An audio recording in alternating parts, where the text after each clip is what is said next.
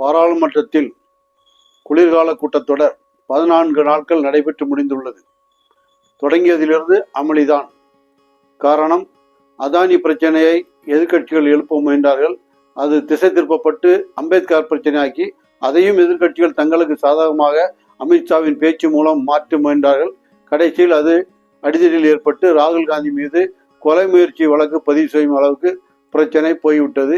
கடைசியில் 14 நாட்கள் நடைபெற்ற இந்த அமர்வில் அதானி பிரச்சனை எழுப்பப்படாமல் பாரதிய ஜனதா கட்சி பார்த்து கொண்டது. அது அவர்களுக்கு வெற்றிதான். ஆனால் ஒரு நிமிடம் பாராளுமன்றம் நடைபெறுவதற்கு 2.5 லட்சம் பணம் செலவாகிறது. அப்போ 14 நாட்களுக்கு எத்தனை கோடி செலவாகி இருக்கும் என்பதை கணக்கிட்டு பாருங்கள். இதன் மூலம் யாருக்கு நஷ்டம்? பொதுமக்களுக்கு மிகப்பெரிய இழப்பு. எந்த பிரச்சனையும், முக்கியமான விலைவாசி உயர்வு, மணிப்பூர் பிரச்சனை, சம்பள பிரச்சனை, வேலையில்லா திண்டாட்டம் எதையும் விவாதிக்காமல் தனிப்பட்ட ஒரு அதானியை வைத்து அரசியல் நடத்த எதிர்க்கட்சிகள் முயன்று அதை இவர்கள் திசை திருப்பி அம்பேத்கர் மீது பாய்ச்சி கடைசியில் அது யாருக்கும் பயனில்லாமல் போய்விட்டது.